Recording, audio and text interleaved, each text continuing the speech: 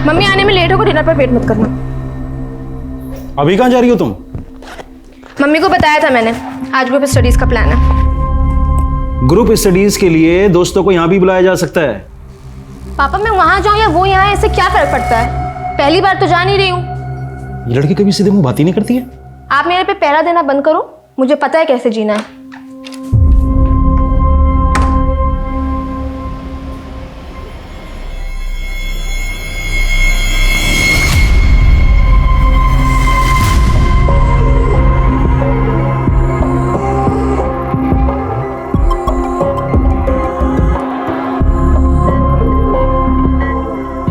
ए, क्या देख रहा है? सीधा देख।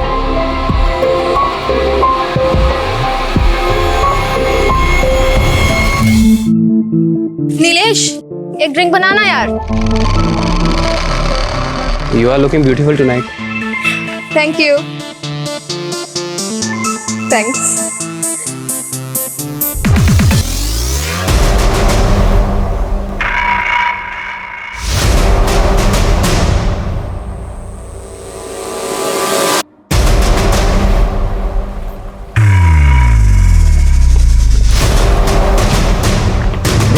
ये क्या कर रही है? तू क्या कर रहा था? अरे मैं बस फन कर रहा था।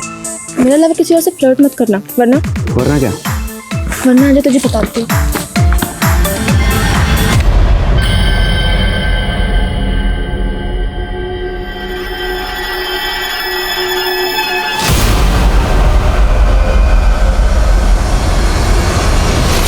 जवानी के जोश में होश को काबू में रख पाना कई बार मुश्किल होता है। हार्मोनल चेंजेस का ये समय हर पल सोच और समझ में बदलाव लाता रहता है। ये बदलाव इतनी रफ्तार के साथ होता है कि अक्सर सही और गलत में अंतर कर पाना मुश्किल हो जाता है। इस उम्र में मस्ती मजाक के चक्कर में अपने परिवार से झूठ बोलना बड़ी आम सी बात होती है। लेकिन मस्ती मजाक में उठाया गया एक कदम क्या जिंदगी की मंजिल को कहीं दूर भटका सकता है? क्या होगा अगर अल्लड़पन की इस उम्र को जुर्म की नजर लग जाए? आज के इस एपिसोड में आप जो कुछ देखने वाले हैं वो अपने आप में इतना अविश्वसनीय है कि आप खुद देखकर हैरान रह जाएंगे।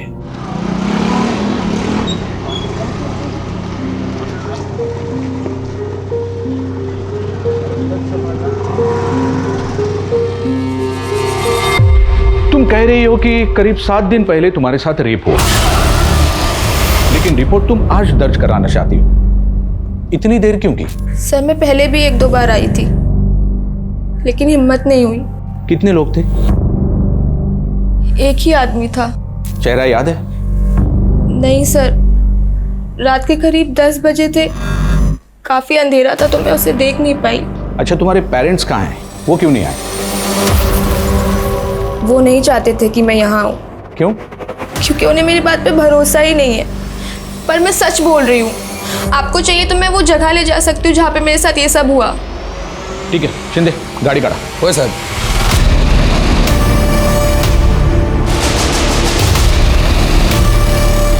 सर शायद यहाँ पे ही। रुको।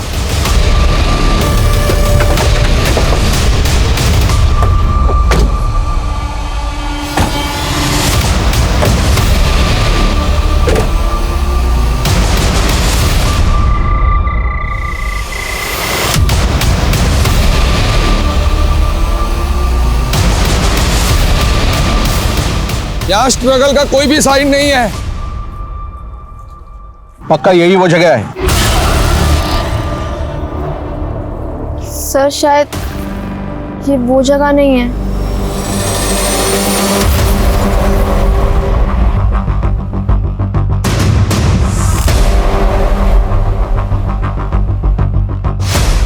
सर शायद यहीं पे। हाँ, रुको रुको रुको रुको रुको।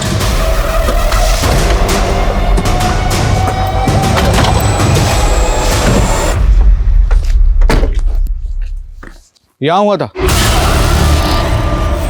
हाँ सर, शायद यही। शिंदे चला।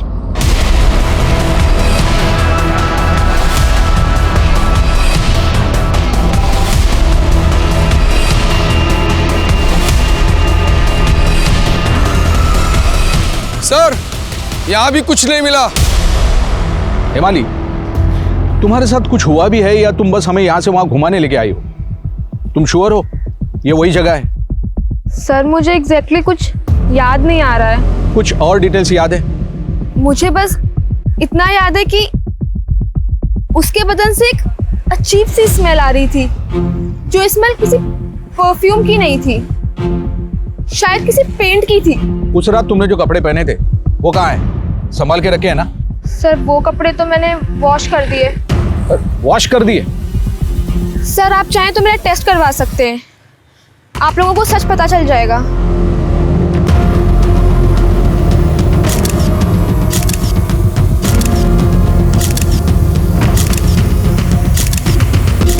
साहब हिमालयचे रिपोर्ट्स आलेत. बॉडी पे कोई इंजुरी नहीं है और हिमालय ने हमसे कहा था कि उसे गला दबाकर मारने की कोशिश की गई. साहब रेप को 7 दिन हो गए तो रेपिस्ट के डीएनए भी नहीं मिले. और कपड़े? कपड़े तो ऑलरेडी धुले हुए थे तो हमारे हाथ कुछ नहीं लगा. लेकिन हाँ, रिपोर्ट में एक बात सामने आई. क्या? हिमालय सेक्सुअली एक्टिव थी. सेक्सुअली एक्टिव थी तो मेरा रेप नहीं हो सकता? हमारे कहने का मतलब वो नहीं था. तुम्हें खुद नहीं पता कि तुम्हारा रेप कहाँ हुआ. उस शख्स का चेहरा भी तुम्हें याद नहीं. जिन जगहों पर तुम हमें लेके गई थी वहां से भी कुछ नहीं मिला. तुम्हारी रिपोर्ट्स में भी ना इंजरी डिटेक्ट हुई, ना रेपिस्ट का कोई डीएनए मिला. यहां तक कि जो कपड़े तुमने दिए थे उससे भी कुछ हासिल नहीं हुआ.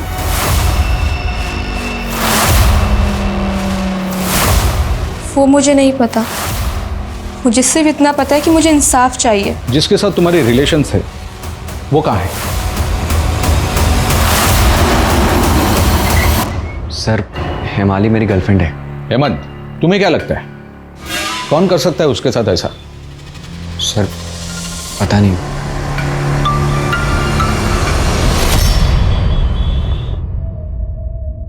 सर हम आपको कुछ बताना चाहते हैं.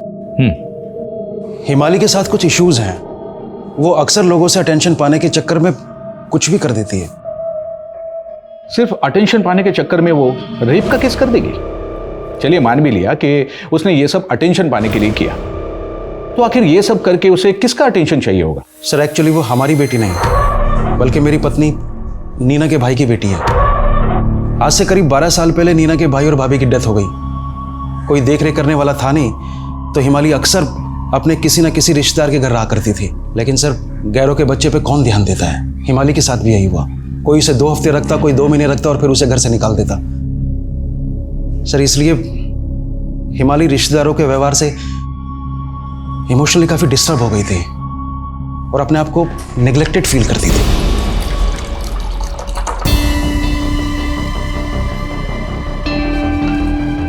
मम्मी मुझे भी दो ना कोल्ड ड्रिंक. फिर पिएगी फिर खांसी हो जाएगी तुझे. अभी नहीं मुझे नहीं पता, अभी दो. बेटा, अभी नहीं, मेहमान आए घर पे. अच्छा मैं ले जाऊं? नहीं नहीं, तू बैठ.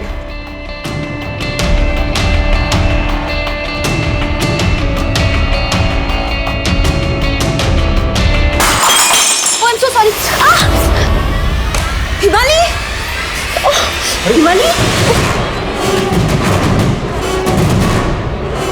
वो हमेशा ऐसी चीजें करती जिससे वो सबकी नजरों में बनी रहे.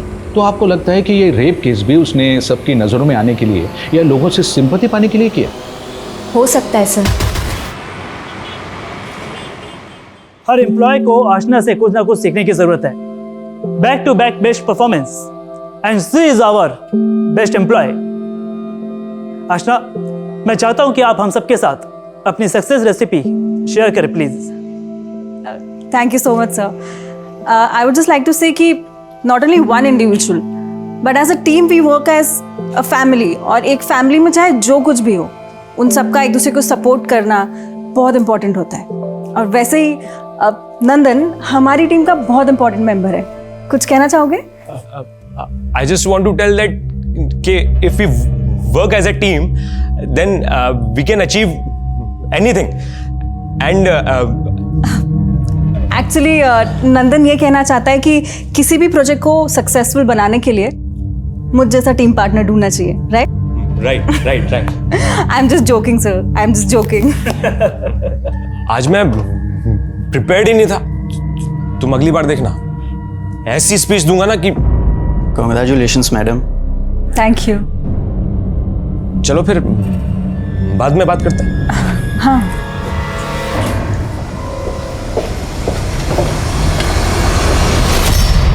बेस्ट एम्प्लॉय नहीं, बेस्ट चोर ऑफ द ईयर का अवार्ड मिलेगा तुझे। मेरे ही आइडिया चुरा के पूरे ऑफिस के सामने क्रेडिट ले लिया। तुम्हारा आइडिया था वो, तुम बस उस टीम का एक हिस्सा थे, हमारा आइडिया था वो। ज्यादा सीधी मत बन। और जो तू ये छम्मक छल्लो बन के सबको अपने आगे पीछे घुमाती है ना, इसलिए सब मेहरबान रहते तेरे पीछे। नंदन, शानू, यहाँ तक कि बॉस भी तेरे पीछे लट्टू है। Be in your limits.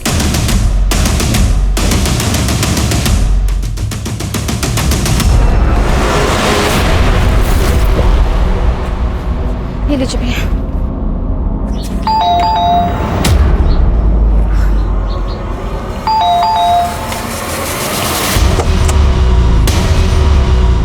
क्या है? तू फोन क्यों नहीं पिक कर रहा है? देख हिमाली, तेरा मेरा कुछ नहीं है, दोबारा कॉल मत करना। यार ऐसे क्यों बोल रहा है? तुझे पता नहीं है क्या? तेरे वजह सारे कॉलेज में पता चल गया कि हम लोग स्टडी के नाम पे क्या क्या करते हैं। देख, अब तेरा मेरा कोई कनेक्शन नहीं है, दोबारा अपनी शक्ल मत दिखाना। हेमंत, खुद बाय। हेमंत मेरी बात तो सुनो।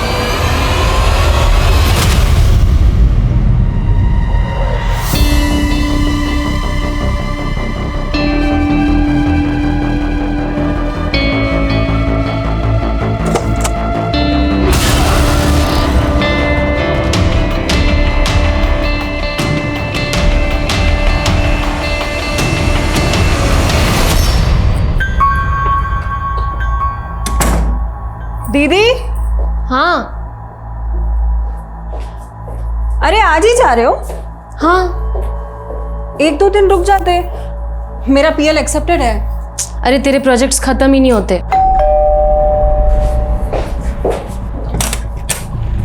तुम तैयार नहीं हुई अभी तक? मैं आज कहीं नहीं जा रही हूँ। तुम्हारा फोन कहाँ है? तुम्हें मुझसे क्या काम था? अंजना का कॉल नहीं लग रहा था तो सोचा तुम्हें कॉल कर दूं। चलो, नहीं तो बस छूट जाएगी। बाय, ध्यान रखना। हाँ बाय। दरवाजा लगा लेना ठीक से। ये इतना इरिटेटिंग इंसान है, बॉयफ्रेंड कैसे हो सकता है? अरे आ रहा हूँ भाई, 1 मिनट।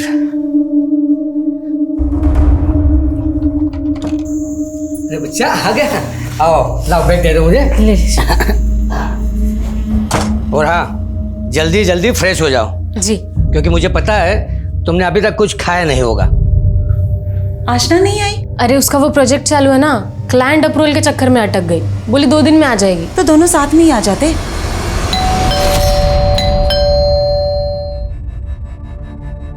इसमें कौन आया होगा?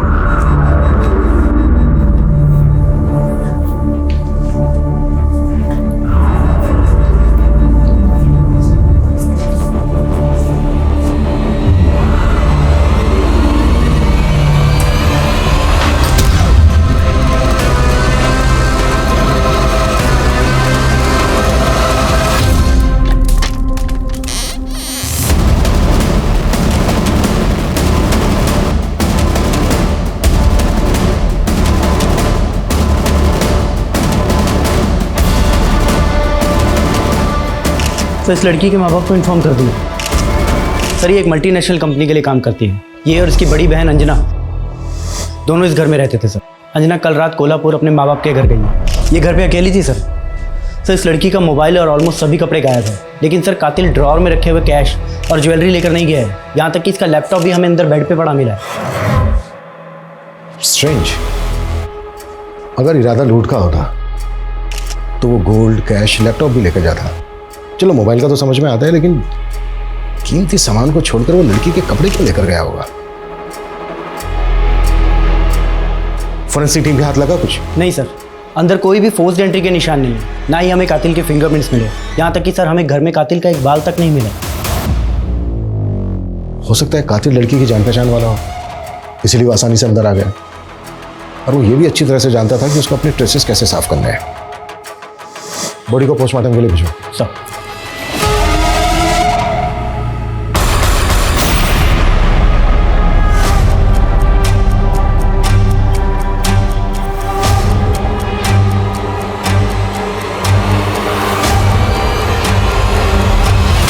तुम दोनों की दोस्त हेमाली के साथ कुछ बुरा हुआ था, पता ही चला होगा तुम्हें।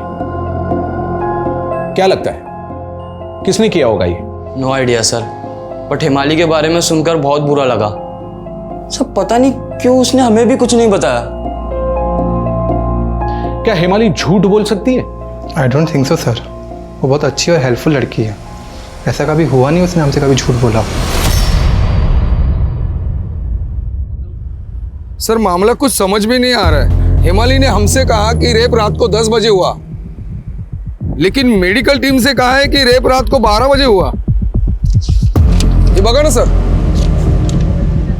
पेरेंट्स के मुताबिक हेमाली अटेंशन सीकर है, शायद इसी वजह से वो नाटक कर रही हो, लेकिन दोस्त कह रहे हैं कि वो सच्ची है। सर अगर रेप हुआ है तो कुछ तो मिलेगा, और अगर रेप हुआ ही ना हो तो? आपको झूठी लग रही हूँ मैं? तुम और हेमंत रिलेशनशिप में थे, काफी क्लोज। तुमने हेमंत को इस बारे में नहीं बताया? क्योंकि मुझे नहीं पता था वो कैसे रिएक्ट करेगा, डर गई थी मैं। डर? और उसके एक हफ्ते बाद सब लोगों के सामने बिल्कुल नॉर्मल थी। तुमने हमें बताया कि तुम्हारे साथ रेप 10 बजे हुआ था, लेकिन मेडिकल टीम से तुमने कहा कि 12 बजे हुआ था। चलो फिर से एक बार पूछता हूं, कितने बजे हुआ था ये सब? 12 बजे। और कितने लोग थे? 2। और एक झूठ, तुमने पहले हमसे कहा था कि एक शख्स था। एक ही आदमी था सर, मेरा रेप हो रहा था, डरी हुई थी मैं, खुद को बचाने की कोशिश कर रही थी। ऊपर से इतना अंधेरा था कि मुझे कुछ दिख भी नहीं रहा था। अब आप बताओ मुझे ऐसे में क्या क्या याद होगा? अब सीधे पॉइंट पे आता हूं, क्या तुम हमसे झूठ बोल रही हो? ठीक है, नहीं हुआ था मेरा रेप, यही सुनना चाहते थे आप? खुश हो आप सब? हिमाली, इस केस में एक भी सबूत और गवाह ना मिलने की वजह से हमें यह केस क्लोज करना होगा, और झूठी रिपोर्ट दर्ज करने के जुर्म में हम तुम्हारे खिलाफ एक केस करेंगे।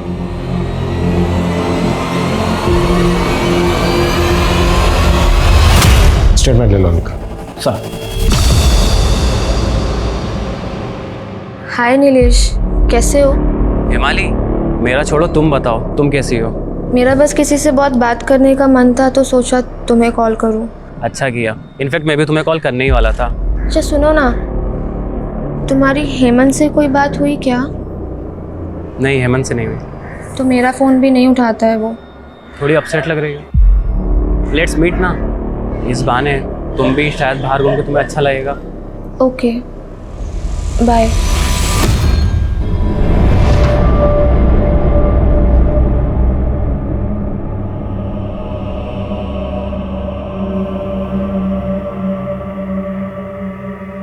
किसी पर शक है आपको?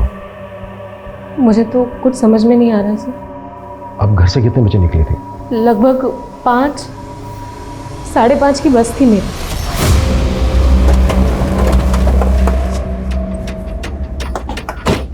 आशना के घर वालों से तो कुछ पता नहीं चला, उसके ऑफिस कलीग से मिलते हैं, शायद उनसे कुछ पता चल जाए। आशना के कॉल रिकॉर्ड्स निकालो, उसका फ़ोन सर्विलेंस पे डालो। फ़ोन ऑन होते ही 1 सेकंड में मुझे इन्फॉर्मेशन चाहिए with pin point location. Okay sir. Sir वो बहुत अच्छी थी सर, हमारे ऑफिस में सर सबसे अच्छी। हमें तो सर यकीन नहीं हो रहा है कि वो हमारे बीच में नहीं है। अच्छे लोगों को बुरे लोग अक्सर पसंद नहीं करते, दुश्मन बन जाते हैं। आशना के भी बन गए होंगे। सर निर्मल, सर उसकी और आशना की जमती नहीं थी सर। कहाँ है निर्मल? सर अभी तो 3-4 दिन की सिक लीव पे।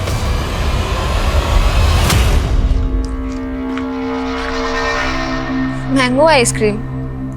तुझे कैसे पता कि मुझे मैंगो आइसक्रीम पसंद है? अब इसमें क्या, अब हम इतने टाइम से दोस्त थे तो इतना तो अंदाजा लगा ही सकता हूँ ना। क्या हुआ, ठीक हो? नीलेश यार, पता नहीं क्यों लेकिन सब लोग मुझे बहुत पीछे छोड़ देते हैं। बचपन में भी मॉम डैड की डेथ के बाद जब मैं अपने रिलेटिव्स के रहने गई तो मुझे ऐसे फील होता था कि जैसे मैं कोई बोझ हूं उन पे। मुझे बिल्कुल इम्पोर्टेंस नहीं मिलती थी। इनफैक्ट उन्हें तो मेरा बर्थडे तक याद नहीं था। 2 मार्च, राइट? तुम्हें याद है मेरा बर्थडे?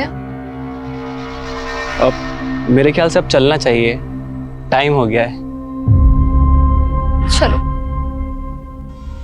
बैक टू बैक अपने 3 प्रोजेक्ट से बाहर किया था तुझे आशना ने। तेरे ऑफिस के लोगों से बात की हमने, उनका कहना है कि आशना के साथ तेरी बनती नहीं थी। सर इतनी सी छोटी सी बात के लिए मैं उसका खून करूंगा? हम लोग अगले प्रोजेक्ट में साथ में काम करने वाले थे। पर वो अगला प्रोजेक्ट कभी आशना की जिंदगी में आया ही नहीं। सर मेरा विश्वास कीजिए, मैंने कुछ नहीं किया है।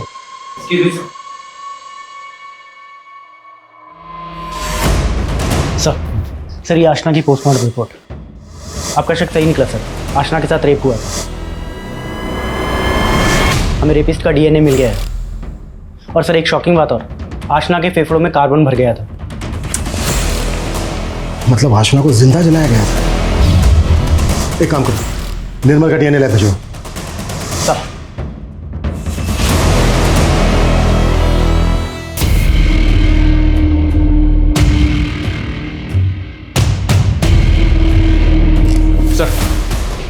आशना का फोन इस वक्त ऑन है और जीपीएस लोकेशन लैब अवेलेबल है। Move sir.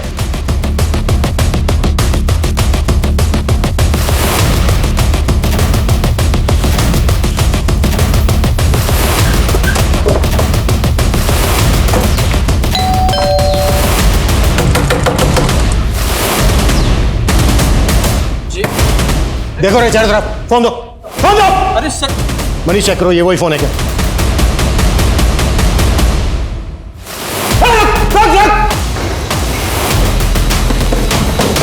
अरे सर रुकिए सर, सर रुको सर प्लीज। क्या कर रहे हैं? अरे सर, अरे सर चुप क्या रहा है? सर सर सर छोड़िए, सर छोड़िए सर छोड़िए उसे, उसकी हालत तो देखिए प्लीज।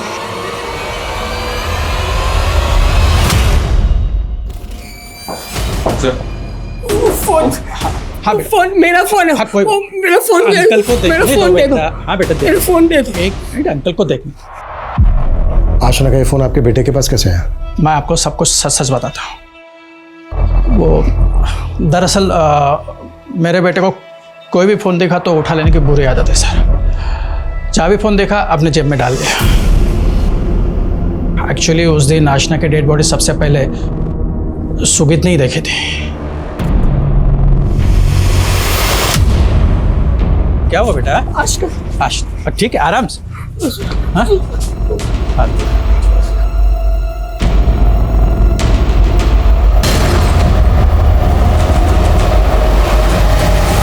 सुगीत, आशना को तो तुम अच्छी तरह से जानते थे ना?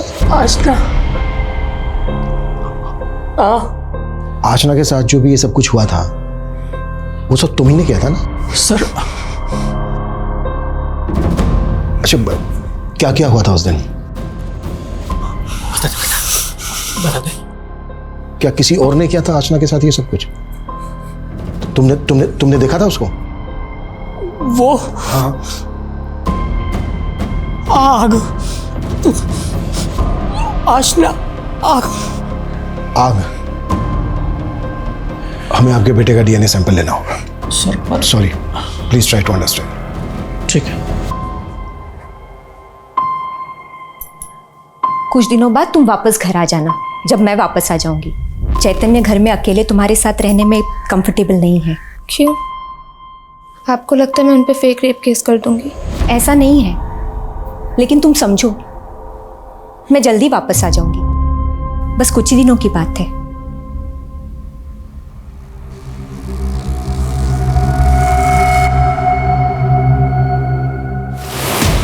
सर सर सर मेरे बच्चे को ढूंढ दीजिए ना प्लीज प्लीज प्लीज सर, मेरे बच्चे को ढूंढ दीजिए। Relax relax. क्या हुआ, कहाँ गया आपका? कल शाम को आप लोगों के जाने के बाद से ही वो गायब है। आप जाइए घर, हम ढूंढ लेंगे। पॉसिबल है सुगीत इसमें इन्वॉल्व हो। उसका बाप उसे बचाने के लिए कहीं छिपाकर ये सब ड्रामा कर रहा हो। एक काम करो, अपना खबरी नेटवर्क एक्टिव करो, शायद कुछ हाथ लगे। अच्छा सर, ये आशना 27 साल की है, यंग है, तो हो सकता है कोई लव एंगल। सीधे से ऐसा कुछ पता तो नहीं चल रहा है। एक काम करते हैं, आशना के ऑफिस चलते हैं, उसके दोस्तों उसके साथ काम करने वालों को दोबारा से टटोलते हैं, शायद उन्हें कुछ पता हो। सर आशना और शानू एक दूसरे को डेट कर रहे थे सर। तो ये बात तुमने हमसे पहले क्यों नहीं बताई? उस वक्त दिमाग में ही नहीं आया सर। कहाँ है शानू? आशना की डेथ के बाद उसने ऑफिस छोड़ दिया सर।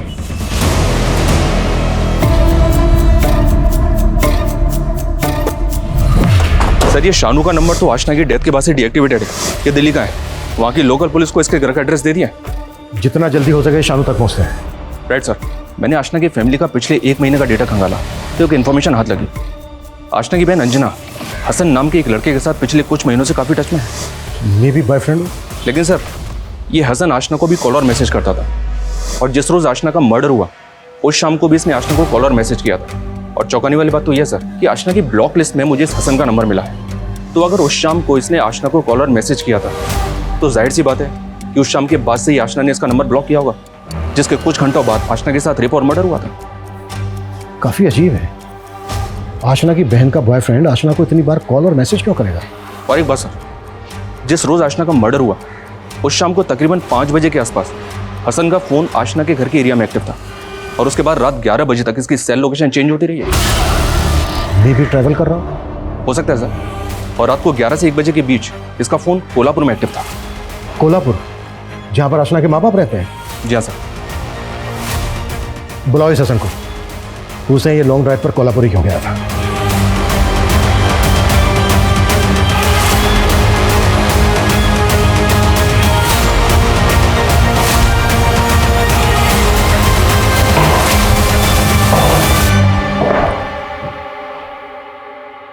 बाइक पे इतनी लंबी राइड, एक काम कर ऑनलाइन ब्लॉगिंग भी शुरू कर दे, बहुत अच्छा करियर है आजकल इसमें। सर उस शाम मैं अंजना को उसके घर से पिकअप करके कोल्हापुर ड्रॉप करने गया था। झूठ मत बोल। अंजना ने उस शाम 5:30 की बस ली थी कोल्हापुर के लिए। सर उसने बस सिर्फ आशना और उसके मम्मी पापा के नजरों में लिया था। दरअसल हम दोनों साथ में ही थे। मैं सच कह रहा हूँ सर, चाहिए तो आप अंजना से पूछ लीजिए। हाँ वो तो हम पूछेंगे ही। तू ये बता आशना को इतने सारे कॉल और मैसेज क्यों करता था, ये किससे पूछे? सर अंजना को मैं आशना के थ्रू ही मिला था। दरअसल मैं और आशना पुराने ऑफिस में साथ में काम करते थे। कहीं ऐसा तो नहीं है कि एक साथ दोनों बहनों के? नहीं सर, ऐसा बिल्कुल नहीं है। बल्कि मैं आशना को तभी कॉल करता था जब ज़रूरत हो, और वो भी बैक टू बैक 5 से 7 बार। क्योंकि सर एक बार में वो मेरा फ़ोन उठाती ही नहीं थी। और ये भी कोइंसिडेंटली रहा होगा कि जिस दिन आशना के साथ रेप और मर्डर हुआ उसी शाम को उसने तुझे ब्लॉक किया। देख कुछ भी छुपाना, जो भी सच है वो बोल। सर मैं सच कह रहा हूँ, आशना की मौत से मेरा कोई लेना देना नहीं है। ठीक है, जरूरत पड़ी तो फिर बुलाएंगे।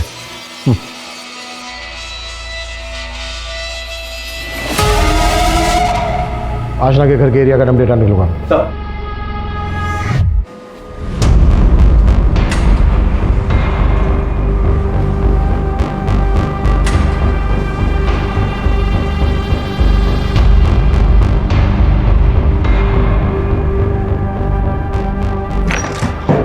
अंजना से कंफर्म किया मैंने सर।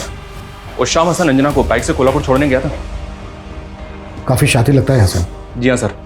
जब मैंने आशना के घर के आसपास के एरिया का डम डेटा स्टडी किया तो पता चला कि शानू का फोन भी उस शाम आशना के घर के एरिया में एक्टिव था। सर ये अंजना हसन के साथ घर से निकली तकरीबन 5 बजे के आसपास और ये शानू रात को 8 बजे आशना के घर पहुंच गया, जिसके बाद उसका फोन स्विच ऑफ हो गया और उसके बाद ठीक 12 बजे उसके अपने घर पे ऑन हुआ। हो सकता है सर ये शानू इस कांड में शामिल और इसी वजह से वो पुणे छोड़ के भाग गया। दिल्ली पुलिस की क्या अपडेट है, कब तक मिल रहा है शानू? जैसे प्लान किया है वैसे ही करते हैं। एक बार प्रैक्टिस कर लेते हैं। आप मुझे जज मान करके मेरे सामने बोलिए। मैं बचपन से ही अकेली रही हूँ। उस रात मेरे साथ कुछ भी नहीं हुआ था। बस लोगों की सिंपैथी पाने के लिए मैंने एक झूठी रेप की स्टोरी बनाई थी। And I am sorry for that. Perfect. मैं एक डेट ले लेता हूँ, जल्द से जल्द इस मामले को निपटाया जाए।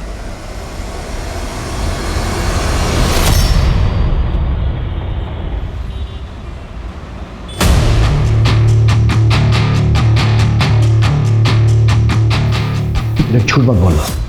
तू उस रात आशना के घर गया था, इस बात का प्रूफ है हमारे पास। तेरे फोन की लोकेशन आशना के घर के एरिया की लोकेशन है। आशना का मर्डर करते वक्त तूने अपना फोन ऑफ कर दिया और फिर अपने घर जाकर फोन ऑन किया। सर मैं झूठ क्यों बोलूँगा, मैं तो उससे बहुत प्यार करता था। हाँ मैं उस रात उसके घर गया था। तुम क्या बात है? हाँ तुम्हारे लिए तुम्हारा फेवरेट केक लाया हूँ।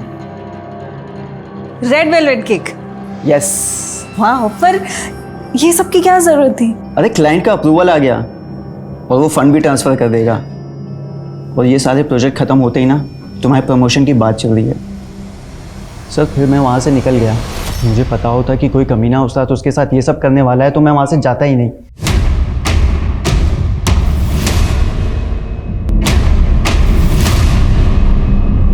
सर आशना की डेड बॉडी से मिले डीएनए सैंपल हमारे किसी भी सस्पेक्ट से मैच नहीं हो रहे हैं। ऐसा लग रहा है जैसे हम लोग किसी डेड एंड पे पहुंच गए।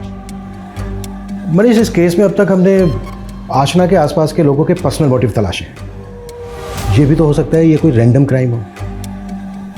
हत्यारा आशना का करीबी हो ही नहीं, बल्कि उसका दूर दूर तक वास्ता ना हो, शायद इसी वजह से हमारी नजर में नहीं आया। तो सर हम लोग इस रैंडम गली में घुसेंगे कैसे? अब तक हमने सस्पेक्ट्स के डीएनए आशना के शरीर पे मिले डीएनए से मैच करवाए।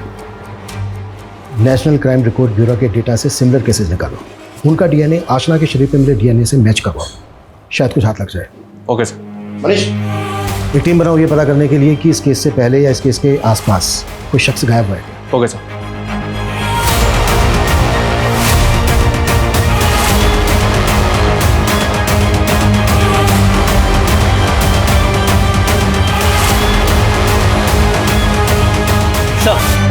सर जहाँ पर आशना का मर्डर हुआ था उसके पिछले रास्ते पर पिछले 1 महीने से सफाई नहीं हुई है। वहाँ पर कचरे का ढेर भी लगा हुआ है। हाँ तो ये काम तो म्यूनिसिपल कॉर्पोरेशन का है ना। लेकिन सर वहाँ का सफाई कर्मचारी पिछले 1 महीने से नहीं आया है। उसने अपनी सैलरी भी नहीं उठाई। What? मनीष, इस सफाई कर्मचारी की डिटेल्स निकालो, कुछ भी सस्पिशियस लगे इमीडिएटली मुझे बताओ। Okay sir.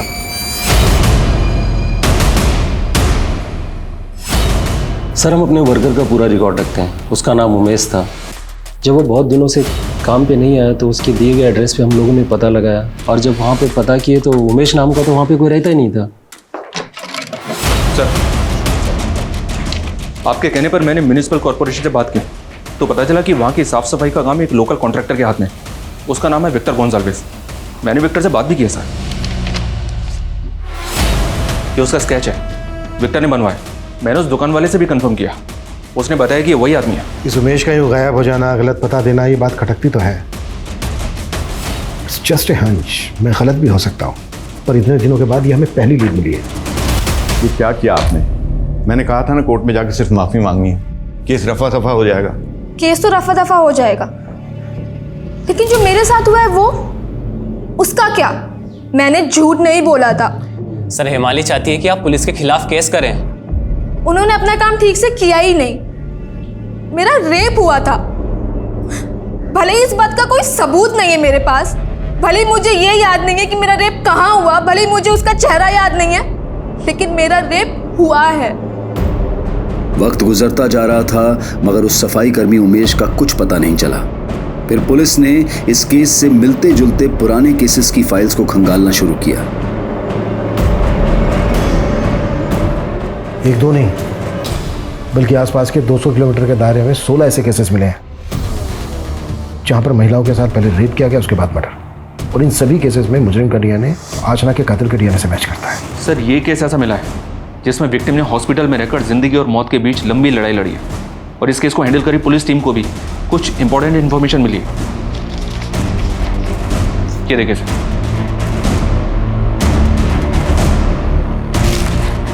ये देखिए, हत्यारा रेप करने के बाद ये शर्ट छोड़ गया था। हो सकता है कलर पेंटिंग का काम करता हो, इसीलिए शर्ट पर पेंट लगा है। ये और एक केस मिला है सर, किसी हिमाली नाम की लड़की का है। केस थोड़ा वियर्ड है, लेकिन इसमें सिर्फ एक बात पे मेरा ध्यान गया, और वो ये कि इस लड़की को भी रेप करने वाले के शरीर से पेंट की स्मेल आ रही थी। आगे क्या हुआ इस केस में? सबूत और गवाह नहीं थे सर। लड़की के परिवार वालों को भी लगा कि लड़की केस झूठा बना रही है, इसलिए पुलिस ने केस क्लोज कर दिया।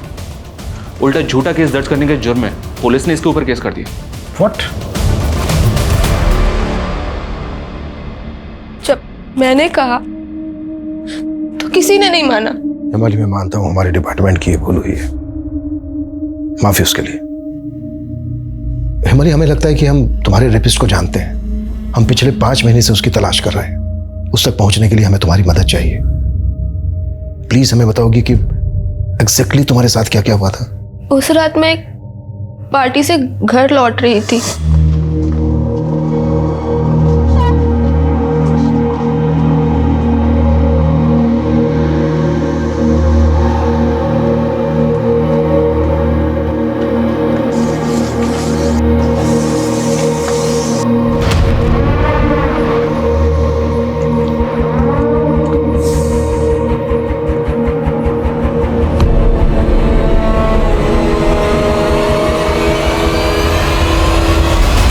आदमी? सर मुझे उसका चेहरा याद नहीं है, बहुत अंधेरा था, लेकिन मुझे उसकी आवाज याद है। वो मुझे चुटकी बुला रहा था और उसकी बॉडी से एक स्मेल आ रही थी जो। डोंट वरी, हम तुम्हारा केस रिओपन कर रहे हैं। सर हमने 7 सीरियल किलर की स्क्रीनिंग की। जिस तरह के सीरियल किलर के पीछे हम लोग हैं, वैसे सीरियल किलर ना तो फरार हैं और ना ही बेल पे हमें बाहर मिले। लेकिन सर ये एक आदमी हाथ लगा है हमारे, इसका नाम पिंटू है। ये सीरियल किलिंग में कन्विक्टेड है और इस वक्त जेल में बंद है। मैंने जब इसके विक्टिम्स के केसेस को स्टडी किया तो पता चला कि इसकी सीरियल किलिंग का तरीका तकरीबन वैसा ही है जैसा हमारे सीरियल किलर का है। ये इस वक्त जेल में बंद है तो जाहिर सी बात है ये सारे कांड इसमें तो किए नहीं होंगे। हाँ, ये हो सकता है कि जेल के अंदर इससे कोई प्रभावित हुआ हो, इस वक्त बाहर हो और उसने ये कांड किया हो। जेल में जाके इससे मिलते हैं। साहब मैंने कुछ नहीं किया, मैं तो पिछले 4 साल से जेल में ही हूँ। ये भी तो हो सकता है कि कोई यहाँ पे रहकर तेरा फैन बन गया हो। पिछले 4 साल से ही वो संकीर्ण वारदातों को अंजाम दे रहा है। याद कर अच्छे से। ये है वो आदमी। हाँ साहब याद आया, ये तो शायद वही है। कौन?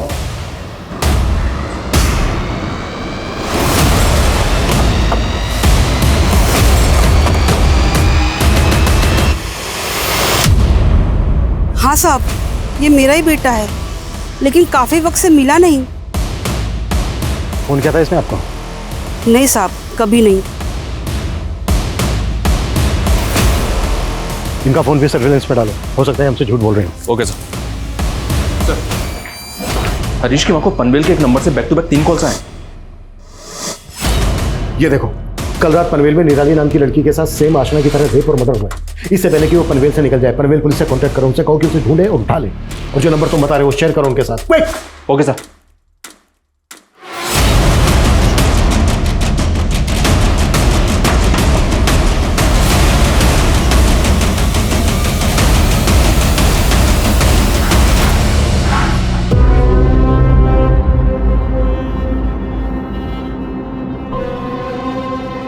क्या रे चुटकी, तू बच गई? मेरे को लगा तेरी लाश भी नहीं मिलेगी किसी को। तेरी वजह से मेरी जिंदगी बर्बाद हो गई। तेरी वजह से मुझ पे किसी ने भी भरोसा नहीं किया। तेरी वजह से मुझसे सबने मुंह मोड़ लिया, सबने।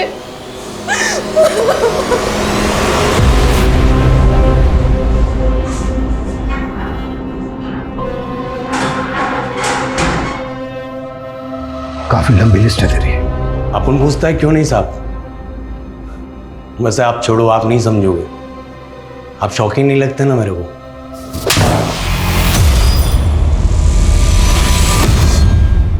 आशना को कैसे टारगेट किया?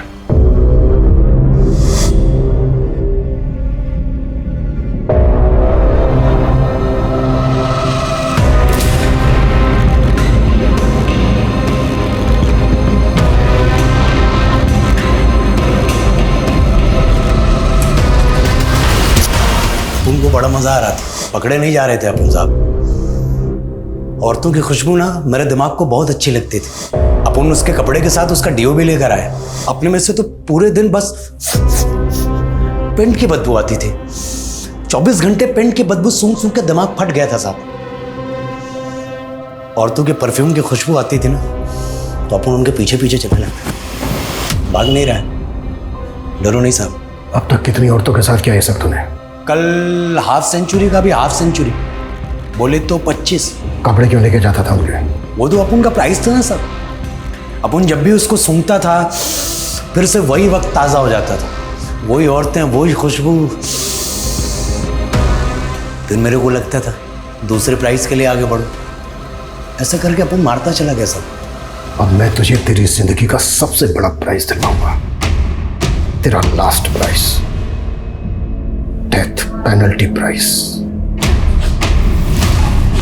हरीश इस वक्त जुडिशियल कस्टडी में।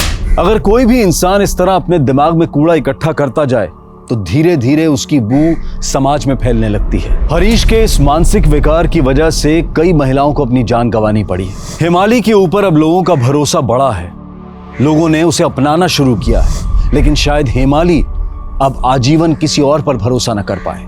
शायद हमारा समाज उसके भरोसे के लायक है ही नहीं। जिस लड़ाई में उसे सबका समर्थन मिलना चाहिए था, उस लड़ाई में उसे ही झूठा करार दे दिया गया।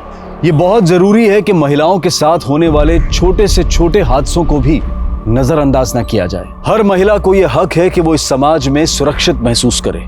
देखते हैं हमारे आज के एपिसोड की दूसरी कहानी।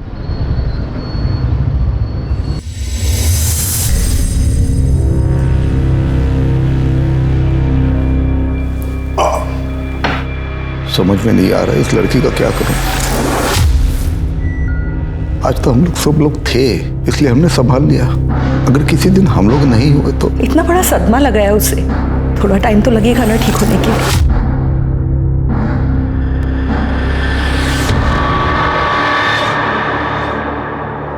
मैं समझती हूँ मीनाक्षी कि मेरी वजह से सब लोगों पर क्या बीत रही है, लेकिन मैं क्या करूँ? मुझे अरे आप बस ख्याल रखो और खुश रहने की कोशिश करो, ठीक है? बाकी सब हम संभाल लेंगे। क्यों मीनाक्षी? जब परिवार का कोई मेंबर मुसीबत में होता है तो परिवार का आदमी काम आता है ना? और हम तो हमारा फर्ज निभा रहे हैं। लेकिन हाँ, पुरानी बातें भूलने की कोशिश कीजिए, ठीक है?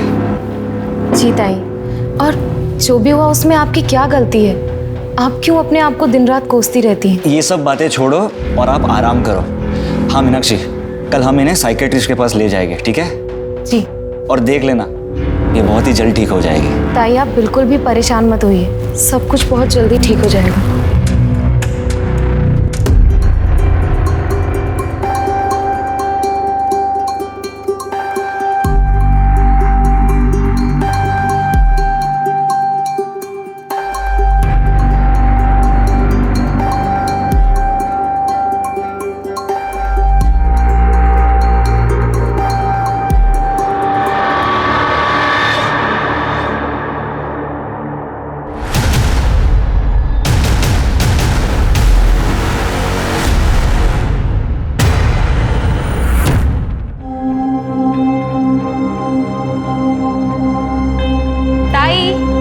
गर्मा गर्म नाश्ता तैयार है। ताई आप बाथरूम में है क्या? ताई कहाँ है आप? ताई ताई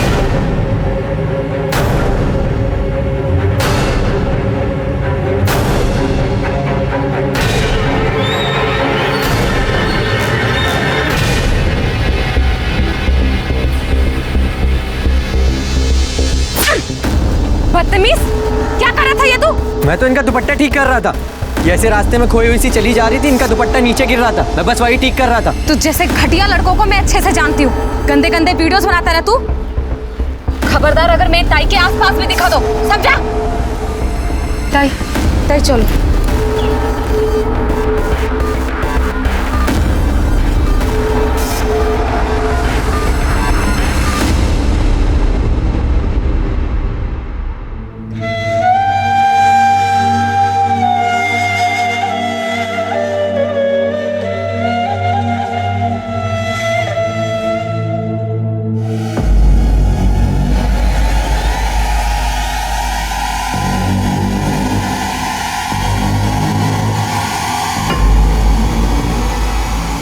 हाँ जी बहन जी, क्या लेंगी?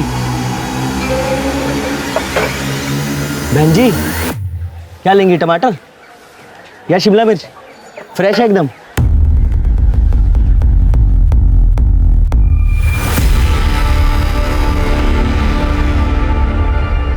अरे ओ बहन जी, क्या कर रही हैं आप? ये असली चाकू है, वो कट गया ना मर जाएंगी आप, मुझे भी मरवाएंगी। जाइए यहाँ से। कौन है? मालूम नहीं कौन है ये लड़की। जाने कहाँ से आ जाते हैं।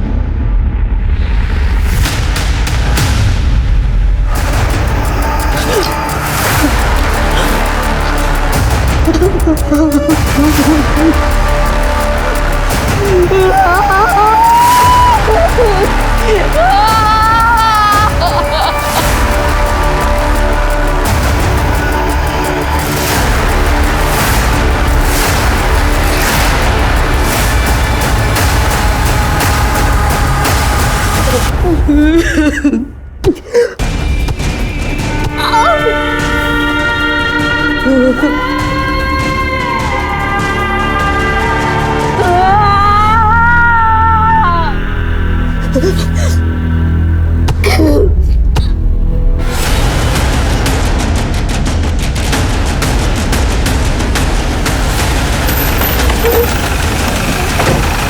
पीछे हटो, पीछे हटो।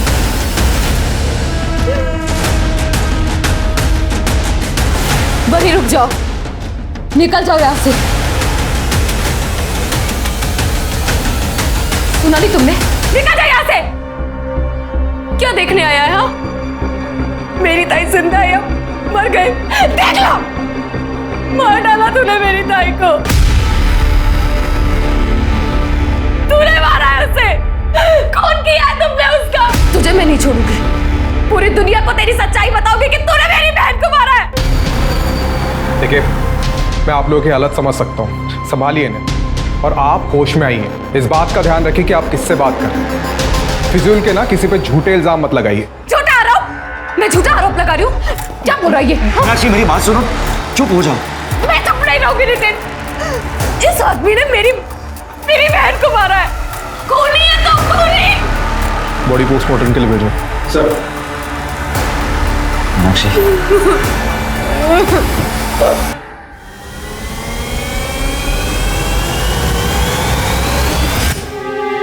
हमें आप सबकी मदद चाहिए मेरी बहन शिल्पा ताई को न्याय दिलाने में, क्योंकि हमें पता है कि प्रशासन हमारी मदद नहीं करेगा।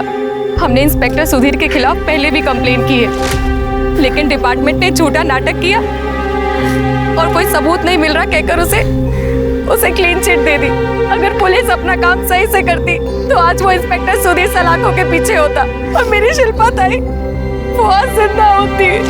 आपका शिल्पा और उनके परिवार से क्या संबंध है? देखिए, मेरा इनसे कोई निजी संबंध नहीं है। मैं बस इस केस की तहकीकात कर रहा हूँ, जो देखने में अभी तक सुसाइड केस लग रहा है, लेकिन कुछ पक्का नहीं कह सकते। इन्वेस्टिगेशन चल रही है, इससे ज्यादा मैं आप लोगों को और कुछ नहीं बता सकता। अरे डिपार्टमेंट की बात आपने कही नहीं सर। मेरी बेटी ने खुदकुशी नहीं की, उसका खून हुआ है और मुझे पता है उसे किसने मारा है। किसने मारा है आई? तेरे बाबा ने। आई मैं जानती हूँ कि आपकी तबीयत ठीक नहीं है और ताई की मौत का गहरा सदमा लगा है, लेकिन तू ये बात किसी के सामने मत बोलना। बाबा ऐसा नहीं कर सकते, वो तो ताई से बहुत प्यार करते थे। मुझे पता उन्होंने उसे मारा है, उन्होंने उसे मारा है, मुझे पता है। उन्होंने उसे मारा है। शिल्पा पाटिल को न्याय दो, न्याय दो, न्याय दो। पुलिस प्रशासन हाय हाय हाय हाय हाय हाय। इंस्पेक्टर सुधीर को बर्खास्त करो, बर्खास्त करो, बर्खास्त करो। शिल्पा पाटिल को न्याय दो, न्याय दो, न्याय दो। देश भर में आए दिन पुलिस की जवाबदेही पर सवालिया निशान खड़े होते रहते हैं, और जब किसी केस में इन्वेस्टिगेशन ऑफिसर ही आरोपी हो तो न्याय की उम्मीद और भी धुंधली हो जाती है। न्याय दो, न्याय दो। इंस्पेक्टर सुधीर को बर्खास्त करो। बहुत शोर कर रहे हैं, भगा क्यों ऐसे? और जैसा कि आप देख रहे हैं, परिवार ही नहीं जनता भी शिल्पा के लिए न्याय की मांग कर रही है। महादेव पाटिल यहाँ के नगर सेवक रह चुके हैं। वो और उनकी पार्टी और उनके समर्थक रोज यहाँ धरना प्रदर्शन कर रहे हैं, सुधीर को केस से हटाने की मांग कर रहे हैं। अब देखना होगा कि शिल्पा को न्याय कब तक मिलेगा, मिलता है या नहीं।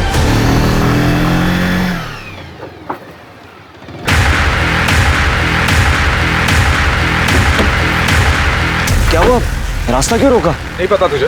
है? नाटक कर रहा है? नहीं पता?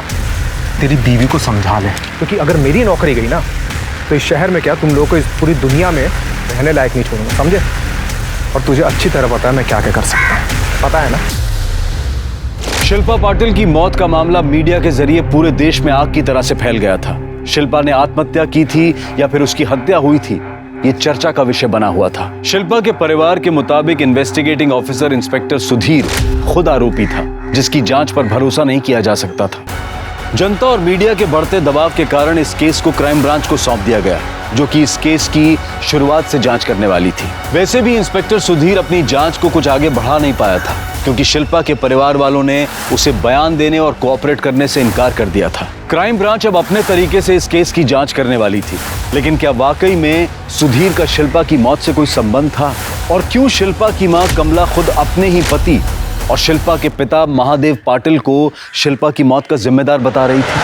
सर, शिल्पा की पीएम रिपोर्ट। सर, रिपोर्ट के हिसाब से उसके सर पर 12 छोटे और 4 बड़े घाव हैं और सर इन्हीं घाव की वजह से उसकी मौत हुई है। रिपोर्ट में यह भी मेंशन है कि शिल्पा ने इसके पहले कई बार सुसाइड करने की कोशिश भी की। शिल्पा की मौत इन 12 छोटे घावों की वजह से नहीं, बल्कि वो 4 बड़े घावों की वजह से हुई। शिर्के, ये केस जितना सिंपल दिखता है मुझे लगता है उतना है नहीं। क्या आपको पक्का यकीन है कि आपकी बहन शिल्पा पाटिल ने आत्महत्या की? नहीं सर, ताई की हालत ठीक नहीं थी। उसने कई बार अपनी जान लेने की कोशिश की थी सर, लेकिन मैं जानती हूँ मेरी बहन कभी सुसाइड नहीं कर सकती सर। उसे मजबूर किया है सुसाइड करने में, और उन्हें मजबूर करने वाला वो इंस्पेक्टर सुधीर है सर। ये सुसाइड केस नहीं है, अमिटमेंट टू सुसाइड केस है सर। लेकिन हमें तो लगता है ये सुसाइड नहीं, मर्डर है। क्या? शायद। फिलहाल हमें शिल्पा की बैक स्टोरी जाननी है। क्या होता उसके साथ?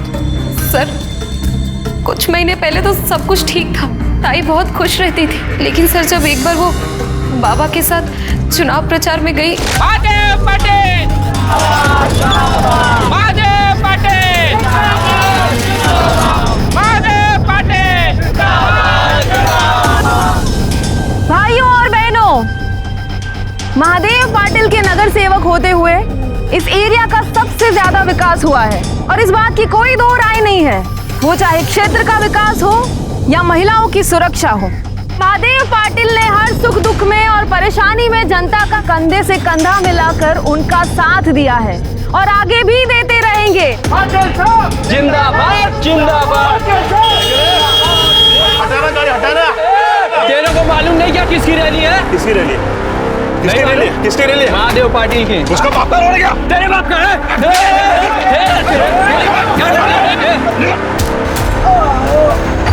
बाबा, अरे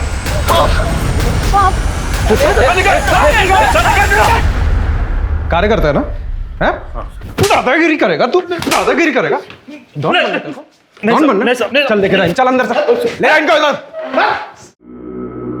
सर, मैंने उन लोगों को समझा दिया, अब गलती से भी आपसे नहीं भिड़ेंगे। बात सिर्फ हमारी नहीं है इंस्पेक्टर साहब। अगर वो एक नगर सेवक के साथ ऐसा कर सकते हैं तो आप सोचिए आम जनता का क्या हाल होता होगा। इस शहर में लॉ एंड ऑर्डर जैसा कुछ है या नहीं? आम जनता की सुरक्षा का क्या?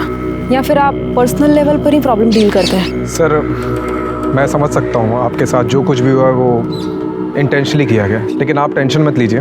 आपको जहाँ रैली करनी है आप कीजिए। आज से हमारे 2 कांस्टेबल आपके साथ हमेशा रहेंगे, दोबारा ऐसा नहीं होगा।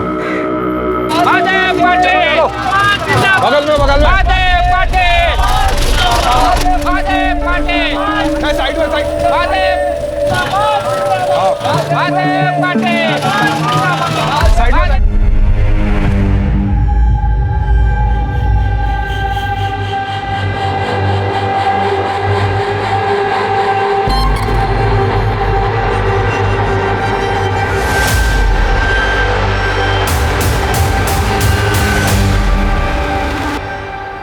सुधीर, तुम जानते हो कि मेरा एक बार डिवोर्स हो चुका है।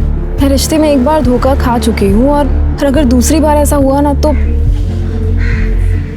मैं बर्दाश्त नहीं कर पाऊंगी। और अगर तुम मेरे साथ। शिल्पा, तुम बेकार की बातें क्यों सोचती हो?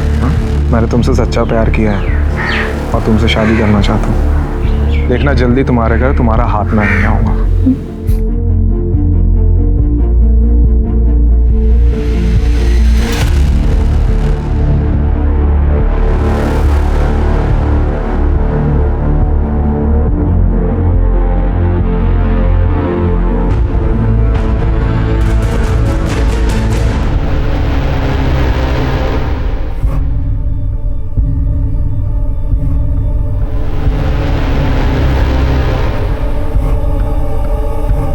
क्या छुपा रही हो ताई?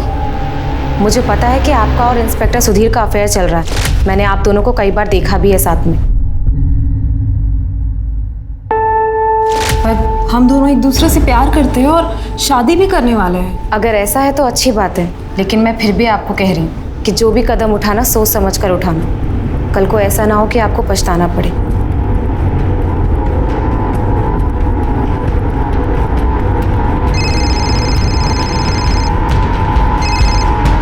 हाँ बेबी, अरे तुम्हें ही याद कर रहा था। अच्छा बताओ कहाँ मिलना है आज? सुधीर, मैं प्रेग्नेंट हूँ।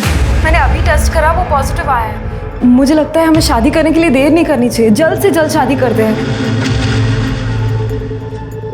हेलो सुधीर जी, ये इंस्पेक्टर सुधीर कहाँ होंगे? वो तो छुट्टी पे है, कब लौटेंगे पता नहीं।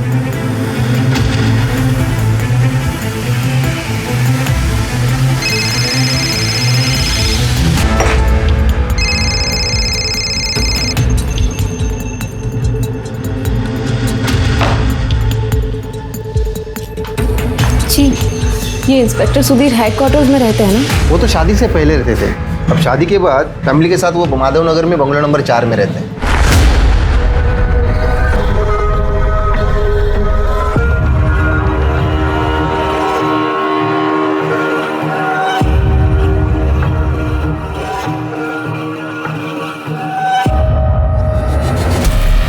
सुधीर, मैडम आप थाने आइए, वहाँ पे जाके बात करते हैं। मैडम आज बेबी जानू सोना नहीं बोला तुमने, मुझसे झूठ बोलते रहे और इस बेचारी को भी धोखा दी। मुझसे शादी के वादे अपने हवस की आग बुझाने के लिए किए थे। अब जब मैं तुम्हारे बच्चे की माँ बनने वाली हूँ तो अनजान होने का नाटक कर रहे हो। क्या बोल रही है ये? कौन है ये? अरे पता नहीं किसका बच्चा पेट में लेके घूम रही है और मुझ पे झूठे इल्जाम लगा रही हो। चलो ये मेरा घर है, चलिए चलिए। और ये किसका बच्चा है? और दोबारा याद दिखी ना तो गोली मार दूंगा, बता रहा हूँ मैं। सर, ताई की पहली शादी टूटने के बाद दोबारा प्यार में धोखा खाने का सदमा वो बर्दाश्त नहीं कर पाई। उनकी तबीयत खराब रहने लगी और सर उन्होंने कई बार अपने आप को जान से मारने की कोशिश की। उन्हें देखकर आई बाबा और दुखी होते। ये सोचकर मैं ताई को यहाँ लेकर आई अपने घर में। सर उस दिन जब मैं सब्जी लेने मार्केट के लिए निकली तब ताई घर पर ही थी और जैसे ही मैं वापस आई मैंने देखा कि ताई खून से लथपथ पड़ी हुई है। सर वो मर चुकी थी। सर आपने इंस्पेक्टर सुधीर के खिलाफ कंप्लेंट की थी? हाँ सर, लेकिन वो डिपार्टमेंट का आदमी था ना, पुलिस उसके ऊपर क्या कार्रवाई करती। डिपार्टमेंटल इंक्वायरी चल रही है कहकर कई दिन निकाल दिए उन्होंने और फिर सबूत नहीं मिला कहकर सुधीर को बिल्कुल क्लीन चिट दे दी उन्होंने। जब हमें पुलिस का कोई सहारा नहीं मिला तब हमने मीडिया का सहारा लिया। महादेव जी, मीनाक्षी, आप दोनों को चिंता करने की कोई ज़रूरत नहीं है। शिल्पा को न्याय दिलवा कर रहेंगे और सच्चाई को उजागर करने के लिए मैंने अखबार शुरू किया है। सर मीडिया के सपोर्ट से हम सुधीर और पुलिस पर कोई दबाव बना पाते उससे पहले बाबा ने अपने हाथ पीछे खींच लिए और शिल्पा ताई का केस ऐसे ही दब गया। क्यों? देखिए, वो तो मीनाक्षी मुझे ज़बरदस्ती वहाँ लेके गई थी, वरना मुझे तो पहले से ही पता था कि वहाँ जाने से कोई फ़ायदा नहीं होने वाला है। मतलब ये कि देखिए, सुधीर ने मेरी बेटी के साथ जो गलत करना था वो तो कर लिया था, उसके बावजूद भी डिपार्टमेंट ने उसे क्लीन चिट दे दी। अब कुछ ले दे के दी हो या फिर डिपार्टमेंट ने अपनी इज्जत बचाने के लिए दी हो, लेकिन दे तो दी ना, वो तो छूट गया। मेरी बेटी को तो अपनी ज़िंदगी से हाथ धोना पड़ा। और देखिए, अब इस मामले को आगे बढ़ाने के बाद मेरी और मेरी पार्टी की दोनों की छवि खराब हो सकती है, इसलिए मैंने खुद ही इस मामले को दबा दिया। लेकिन आपने एक बार भी ये नहीं सोचा कि शिल्पा की जो बेइज्जती हुई, उसका जो ह्यूमिलेशन हुआ, शायद उसको न्याय मिलता तो ठीक हो जाती। उसका एबॉर्शन करने का फैसला किसका था? फैसला? फैसला तो किसी का नहीं था। देखिए, ये एक एक्सीडेंट था। शिल्पा ने खुदकुशी करने की कोशिश की थी तो हम उसे नितिन के क्लिनिक तक लेके गए और वहाँ पर पता चला कि ये सुसाइड अटेम्प्ट, स्ट्रेस और डिप्रेशन की वजह से उसका मिसकैरेज हो गया।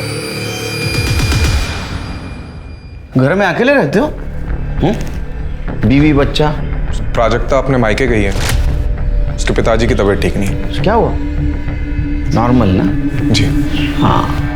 अच्छा, शिल्पा केस में तुम सस्पेक्ट हो, पता है तुम्हें? हाँ पता है, लेकिन सब ये बकवास है सर। शिल्पा के साथ मेरा अफेयर कुछ दिनों के लिए था, लेकिन सर मैं भी पुलिस में हूँ, मुझे भी पता है ये कोई क्राइम केस नहीं है। अच्छा? हाँ।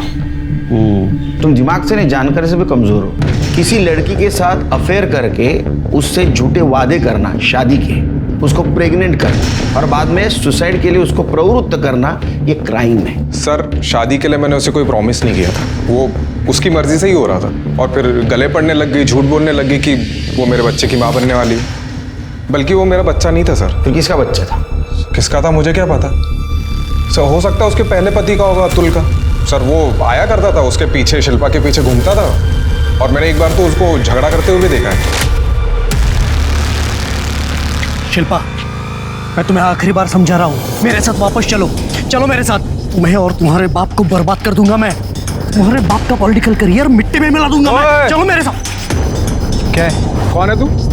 चल चल निकाल।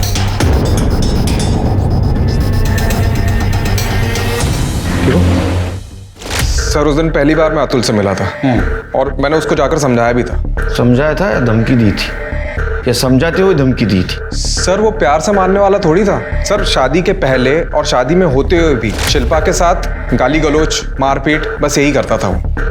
अतुल? सर ये अतुल जनजीवन पार्टी की अध्यक्ष प्रेक्षा भारती का बेटा है। सर ये शिल्पा के फादर इसी पार्टी से नगर सेवक थे। शिल्पा के मौत के दिन कहाँ थे तुम? पुलिस स्टेशन में था। देख, इन्वेस्टिगेशन में झूठा बयान देना क्राइम है, पता है तेरे को? शिल्पा मेरी वजह से प्रेग्नेंट हुई तो तुम्हारी बीवी है ना, वो हो सकता है ना ऐसा? ये नहीं हो सकता। क्यों? हम दोनों के बीच में कभी सेक्स हुआ ही नहीं, तो वो बच्चा मेरा कैसे होगा? कहां से आया बच्चा? हमको नाबालिग समझ रहा है? हाँ, पति पत्नी के बीच कुछ संबंध नहीं, ऐसा कभी हो सकता है? नहीं नहीं, ऐसा हो सकता है जब तुम्हारे में कुछ कमी हो। है कुछ कमी तुम्हारे में? कमी? मुझ में कोई कमी नहीं है। फिर तुमने डिवोर्स क्यों दिया था उसको? अपनी पॉलिटिकल पावर बढ़ाने के लिए महादेव पाटिल ने शिल्पा की शादी मुझसे जबरदस्ती करवाई थी। शिल्पा ने मुझसे शादी की लेकिन दिन रात झगड़ा करती थी मुझसे। अपने बाबा पे भी नाराज थी। ये दिन रात के झगड़ों से मैं बहुत तंग आ गया था, इसलिए डिवोर्स दिया मैंने उसे। और डिवोर्स के बाद भी तुम उसके आगे पीछे घूमते थे। धमकी दी थी ना तुमने उसको? मैंने धमकी दी थी। एक बात बताओ, शिल्पा के मौत के दिन कहाँ थे तुम? मैं अपने घर में ही था। शिरके, ये शिल्पा की मौत प्यार, सेक्स और धोखा इसकी वजह से नहीं, बल्कि किसी और वजह से हुई है। ये सुधीर, हो सकता है उसने उसको टॉर्चर किया हो और सुसाइड के लिए मजबूर किया हो, या उसके फादर, या उसका पहले वाला पति अतुल। उसके फादर तो पॉलिटिशियन है, पावर और कुर्सी के लिए कुछ भी कर सकते हैं, और शिल्पा की वजह से उनकी इमेज भी थोड़ी गड़बड़ हो गई थी। पर मीनाक्षी का कहना है कि उस दिन शिल्पा अकेली घर पे थी, तो हो सकता है इस बात का इन तीनों में से किसी ने फायदा उठाया, घर पे आए, शिल्पा का सर दीवार पे पटका। शिल्पा की forensic report? Sir forensic report के हिसाब से शिल्पा के ब्लड में एक ऐसी दवाई के ट्रेसेस मिले हैं जिसे रेगुलर लेने से हार्ट बीट बढ़ने लगती। क्या? और आदमी कुछ दिनों में हार्ट अटैक से मर सकता है। अगर शिल्पा का मर्डर नहीं भी हुआ होता तो ये दवाई लेने की वजह से वो अपने आप हार्ट अटैक की वजह से मर जाती। और जाहिर है कि ये दवा शिल्पा खुद होके नहीं ले रही होगी, उसको कोई दे रहा होगा। सर, इंस्पेक्टर सुधीर ने हमसे झूठ कहा था कि उसकी पत्नी मायके में अपने पिता की तबीयत की वजह से। ऐसा नहीं है सर, वो सुधीर की वजह से अपने मायके में है। उसने सुधीर के खिलाफ डिवोर्स फाइल किया है सर। और एक बात सर, जिस दिन जिस टाइम शिल्पा की मौत हुई थी उस वक्त इंस्पेक्टर सुधीर भी पुलिस स्टेशन में मौजूद नहीं था। यहाँ के पुलिस स्टेशन के स्टाफ से मैंने पता किया। पता करो कहाँ था, उसका मोबाइल लोकेशन चेक करो। राइट।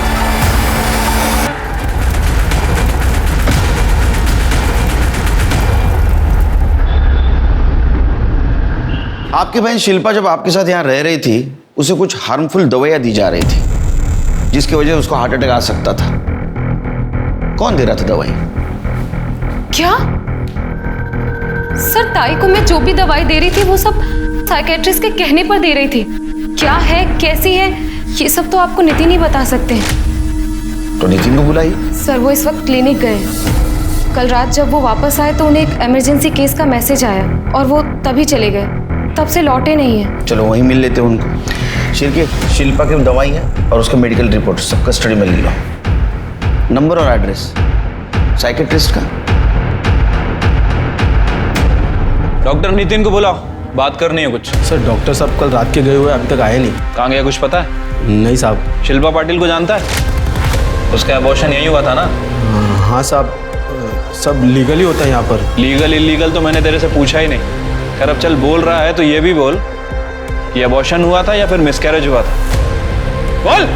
एबॉर्शन हुआ था साहब। डॉक्टर नितिन ने बेहोशी की हालत में शिल्पा का एबॉर्शन कर दिया, फिर होश में आने के बाद बोला कि मिसकैरेज हो गया। इसी बात पे शिल्पा दीदी बहुत गुस्सा हो रही थी और बहुत रो रही थी।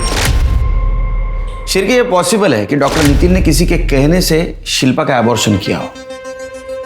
महादेव, हो सकता है महादेव ने अपनी झूठी इज्जत बचाने के लिए डॉक्टर नितिन को बोला होगा, या तो इंस्पेक्टर सुधीर सबूत मिटाने के लिए। नितिन को ढूंढो, कोई हमें सच बताएगा इस मेडिसिन और एबॉर्शन के बारे में। Right sir. वैसे नितिन कल शाम को अपने घर आया था और अपनी गाड़ी लेकर गया है, तब से रिटर्न नहीं आया सर। इसका फ़ोन भी स्विच ऑफ है। मैंने इसका फ़ोन सर्विलेंस पर डलवा दिया सर, जल्दी इसके बारे में पता चल जाएगा। उसके सारे डिटेल्स हाईवे पुलिस और चेक नाका भेज दो, उसका अकाउंट भी चेक करो। हमें शिल्पा के एबॉर्शन के पीछे कौन है ये ढूंढना होगा। फोरेंसिक रिपोर्ट में यह साफ हो गया कि शिल्पा को एक दवाई दी जा रही थी जिससे कि उसका दिल कमजोर हो और एक दिन वो खुद ही हार्ट अटैक से मर जाए। शिल्पा ने आत्महत्या नहीं की, उसका मर्डर हुआ, ये तय हो चुका था। हम बता तो देंगे लेकिन हमारी नौकरी चली जाएगी। नौकरी की टेंशन आप मत लो, आप बोलिए। जब साहब को पता चला कि शिल्पा मैडम पेट से हैं तो वो बहुत गुस्सा हुए थे। तो पता है कितने पापड़ पेले थे मैंने पार्टी में पोजीशन पाने के लिए, और इसकी वजह से सब कुछ खराब हो गया। अरे बाहर लोग मेरा मजाक उड़ा रहे हैं, घर में अपनी बेटी को नहीं संभाल सकता, शहर क्या संभालेगा। अरे इतने अच्छे लड़के के साथ शादी कर दी थी इसकी, कमीने के साथ जाके मुंह मार रही है बाहर। ये क्या है? ये क्या हाथ काट के मरने का नाटक कर रही है? मर जाना। बस भी करिए आप, वैसे इसकी हालत खराब है, प्रेग्नेंट है वो। अरे प्रेग्नेंट है तो भाड़ में जाए, ये मर जाए, इसका बच्चा मर जाए, मुझे कुछ नहीं फर्क पड़ता। सर, मोबाइल लोकेशन से पता चला है कि जिस रात शिल्पा का मर्डर हुआ उसके एक्स हस्बैंड अतुल और उसका बाप महादेव, इन दोनों के फोन की लोकेशन मोरेश्वर नगर में मीनाक्षी के घर के पास ही थी। मतलब ये दोनों हमसे झूठ बोल रहे थे। सर, एक इन्फॉर्मेशन मिली है, अतुल को इरेक्टाइल डिस्फंक्शन है सर, वो अपना इलाज भी करा रहा है एक सेक्सोलॉजिस्ट के पास। अभी पता चला कि उस दिन वो इतने कॉन्फिडेंटली कैसे कह रहा था कि वो बच्चा उसका नहीं हो सकता, क्योंकि उसको बच्चा हो ही नहीं सकता। और उस दिन वो दोनों मीनाक्षी के घर के पास थे। मतलब ये दोनों हमसे कुछ ना कुछ जरूर छुपा रहे हैं। उठाओ उनको। उस दिन मैं थोड़ा गुस्से में था, इसलिए ज्यादा बोल गया। लेकिन मैं क्यों मारूंगा मेरी बेटी को? क्यों करूंगा उसका अबॉर्शन? मेरी इमेज की और मेरे करियर की चिंता है मुझे, लेकिन उसके लिए मैं ये सब नहीं करूंगा। इतना पत्थर दिल बाप नहीं हूं मैं। तो उसके मर्डर के दिन कहां थे? मैं तो अपने घर पे ही था। घर पे थे? तुम कहां थे? ये घर पे थे तो तुम भी घर पे होंगे। झूठ मत बोल। हमें पता है तुम दोनों मीनाक्षी के घर के आसपास घूम रहे थे। सच बोलने में तुम्हारी भलाई है, नहीं तो इतना मारूंगा ना। हम दोनों शिल्पा से मिलने गए थे उस दिन। देखो शिल्पा, तुम्हारे और सुधीर के बीच में जो कुछ भी था वो मैं भूलने के लिए तैयार हूँ। ट्रीटमेंट शुरू है, थोड़े ही दिन में मैं ठीक हो जाऊंगा। प्लीज वापस आ जाओ, शादी कर लेंगे। फिर मान जाओ ना, देखो इसी में सबकी भलाई है। कुछ ही दिनों की बात है, सब ठीक हो जाएगा। और देखो पार्टी के सामने जो मेरी इमेज है ना वो बनी रहेगी, और हो सकता है कि अगले इलेक्शन में मुझे विधायक का टिकट ऑफर करे पार्टी। कैसे खुदगर्ज बाप है आप बाबा। पहले आपने अपने करियर के लिए इस नामर्द से मेरी शादी कराई, फिर ये अपनी कमी छुपाने के लिए मुझे टॉर्चर करता रहा, फिर भी आपने कुछ नहीं कहा। और अब जब मैं इससे आजाद हो गई हूँ तो आप मुझे इसी के पास वापस जाने के लिए कह रहे। उसके बाद सुधीर ने मुझे धोखा दिया, कोई विश्वास करने के लायक ही नहीं। आप सब सेल्फिश है, सबको अपनी ही पड़ी, किसी को मेरी तो पड़ी नहीं। कहाँ जाऊं, क्या करूं, कुछ समझ में नहीं आ रहा। मैं एक काम करती हूँ, इससे बेहतर मैं मर ही जाती हूँ। मैं अपनी जान दे देती हूँ। शिल्पा, उस दिन शिल्पा ने तुम्हारी बात नहीं मानी, तुमको गुस्सा आया, तुम उसके पीछे पीछे उसके घर तक गए, घर में उसको अकेला देखा और उसका मर्डर कर दिया। नहीं सर, ऐसे कुछ नहीं हुआ, हमने कुछ नहीं किया। अच्छा एक बात बताओ, डॉक्टर नितिन को मजबूर किया था ना शिल्पा को कुछ दवाई देने के लिए, जिसके वजह से कुछ दिन के बाद उसका दिल कमजोर हो जाता और उसको हार्ट अटैक आ जाता और मर जाती। क्या लालच क्या दिया था डॉक्टर को? ये आप क्या बोल रहे हो? शिल्पा को इस तरह की कोई दवाई दी जा रही थी? ये तो आपसे पहली बार मालूम पड़ रहा है मुझे। इनके आंकड़ा ऐसे नहीं जाएगी। इनको डालो अंदर जेल में। चल। हेलो। ओ नेता, चला जा आता। सर मैं आपको कितने बार बता चुका हूँ, जिस समय शिल्पा की मौत हुई मैं पुलिस स्टेशन में था। देख, तू झूठ बोल रहा है। तेरे कॉल डिटेल्स हैं हमारे पास। तू उस वक्त मोरेश्वर नगर के आसपास था। देख, पहले ही तू डिपार्टमेंट का नाम मिट्टी में मिला चुका है। सच बोल। तो तेरे को भी मालूम है झूठ बोलने वाले इंसान के साथ पुलिस क्या बर्ताव करती है। वहाँ एक कॉल गर्ल है, उससे मिलने गया था। चल के पता करो ये सच बोल रहा है क्या।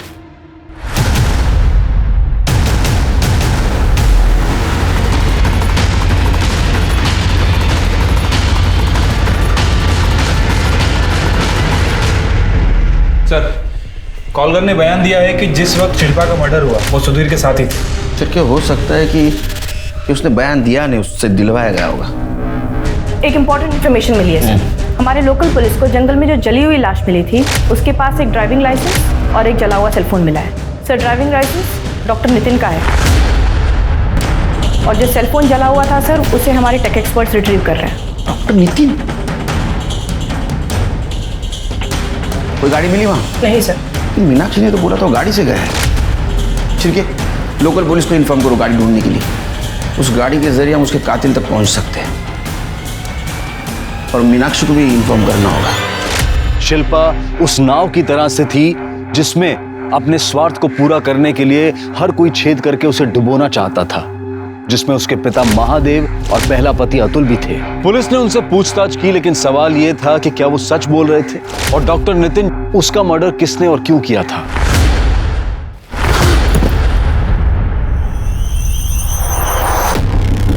I am so sorry. हमें ऐसा लगता है कि शिल्पा और नितिन के मर्डर केस में कुछ ना कुछ कनेक्शन जरूर है, लेकिन वो कनेक्शन सुधीर नहीं है, क्योंकि हमारी इंक्वायरी में ऐसा पता चला है कि जिस दिन शिल्पा का मर्डर हुआ उस दिन सुधीर यहाँ मौजूद नहीं था। आपको किसी के ऊपर शक जो शिल्पा और नितिन को नुकसान पहुंचा सकता था? नितिन का तो पता नहीं, लेकिन शिल्पा ताई को वो जरूर नुकसान पहुंचा सकता है। वो कौन?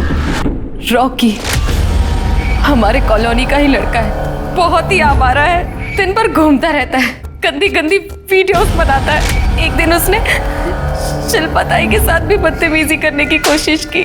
मेरा उससे झगड़ा भी हुआ था। वो हमें ऐसे देख रहा था जैसे कि खा जाएगा। सर, मीनाक्षी ने बिना मेरी बात सुने थप्पड़ मार दिया। सर, गुस्सा तो आएगा ना सर। ये कैप तेरे लिए लकी है, निकाल अनलकी हो जाएगी। निकाल। तो हीरो बनता है। सर मैं उसे घूर नहीं रहा था, मैं तो देख रहा था। उस दिन शिल्पा ऐसे इधर उधर भटक रही थी, उसे तो अपने कपड़ों तक का होश नहीं था। उसका दुपट्टा नीचे गिर रहा था, लोग उसे घूर घूर कर देख रहे थे। मैंने तो बस उसका दुपट्टा ठीक किया था, लेकिन मीनाक्षी को लगा मैं उसे छेड़ रहा था। अच्छा, तो तू भला आदमी है। बिल्कुल हूँ सर। कमीना तो डॉक्टर नितिन था, जिसके कहने पे मीनाक्षी आपको उल्टा भड़का रही है। वो कमीना अपने क्लिनिक में प्रेग्नेंट औरतों के गर्भ के लिंग का परीक्षण करता था, जो कि इलीगल है। मैं उसी का पर्दाफाश करने के लिए वो वीडियो बना रहा था, लेकिन उस नितिन को पता चल गया। तब से वो दोनों पति पत्नी मुझसे खार खाने लगे। सर, आई शपथ, मैंने किसी को नहीं मारा। अच्छा, तू क्या वीडियो बनाता है दिखा जरा, देखते तो कितना समाज कार्य कर रहा है। देखिए सर, मैं कुछ गलत नहीं कर रहा था। मैं तो उल्टा दूसरों की मदद करने की कोशिश कर रहा हूँ। चिरगी, इसके सारे वीडियो चेक करो।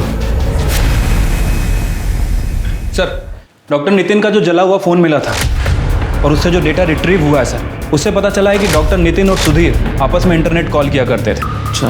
दोनों की मैसेज ऐप पर भी काफ़ी चैट हुआ करती थी सर। एक मैसेज से यह भी पता चला है कि सुधीर ने डॉक्टर नितिन को शिल्पा का एबॉर्शन करने के लिए कहा था।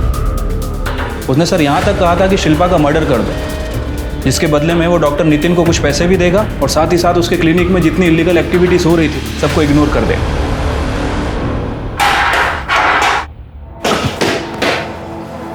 अब गली के गुंडे के साथ जो बर्ताव किया जाता है ना, वही तेरे साथ किया जाएगा।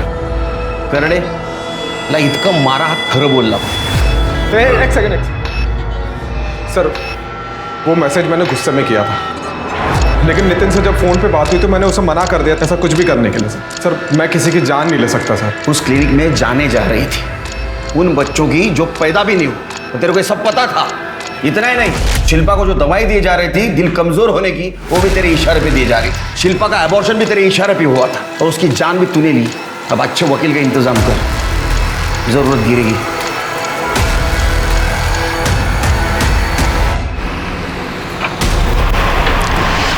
गाड़ी का कागज दिखाओ। और गाड़ी पे नंबर कुछ अलग है, इस पे कुछ अलग, ऐसा क्यों? अरे वो सब ये गाड़ी मुझे मेरे भाव ने दी है। वो बोल रहा था कि कुछ नंबर का प्रॉब्लम है, लेकिन वो ठीक कर देगा सब। नाम क्या तेरा? किशन। नाम भी अलग है। पेपर पे डॉक्टर नितिन मुराजकर लिखा हुआ है। गाड़ी साइड लगाओ। अरे साहब वो बोला ना, लगा साइड लगा।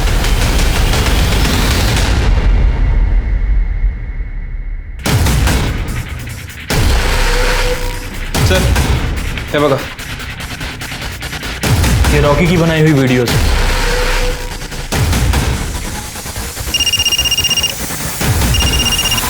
हॅलो, हां काय किसनराव, कसं चाललंय? ठीक है साहब। पता? हाँ बोल, डॉक्टर नितिन की गाड़ी क्यों लेके गया था? तो सूर बाहर निकालूंगा तेरा।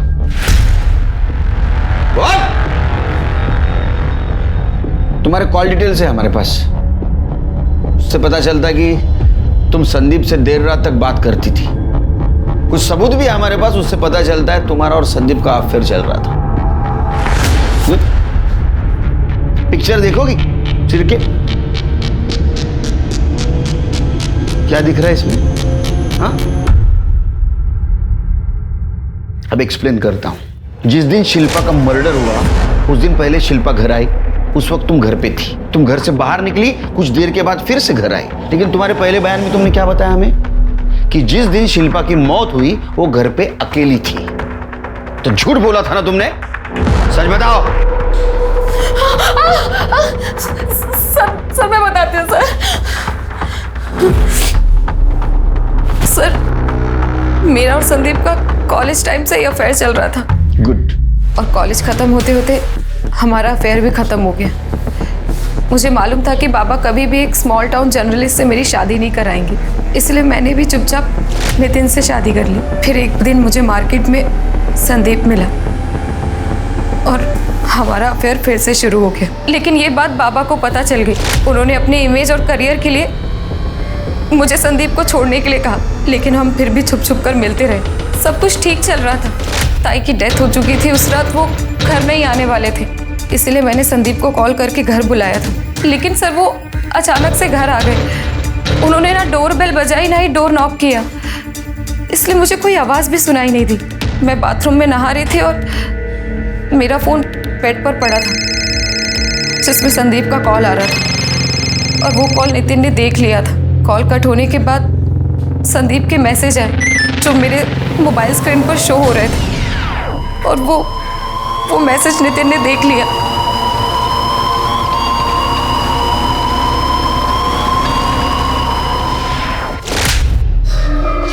चल तू बता। सर मैं जानता था सर नितिन मेरे ऑफिस में आकर तमाशा करेगा, इसीलिए मैंने पहले से सब कुछ सेट करके रखा था। मेरे प्यून किशन को मैंने पैसों का लालच दिखाया और इसे भी अपने साथ मिला लिया। और जैसे ही नितिन मेरे ऑफिस पहुंचा,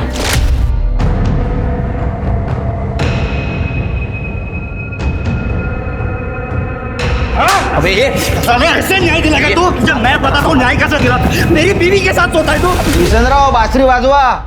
मेरे मन में लालच आ गया साहब। मैंने सोचा कि गाड़ी बेचूंगा तो मुझे पैसा मिलेगा, इसलिए मैं नंबर प्लेट चेंज करके गाड़ी लेके जा रहा था। तभी नासिक में पकड़ा गया साहब। शिल्पा को क्यों मारा?